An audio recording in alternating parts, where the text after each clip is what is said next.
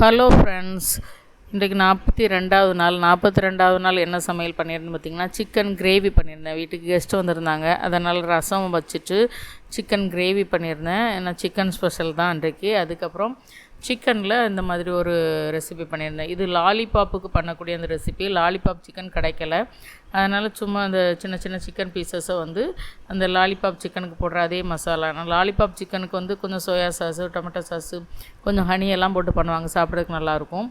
அப்புறம் ஈவினிங்கும் French fries பண்ணேன், குட்டீஸ் இருந்ததுனால.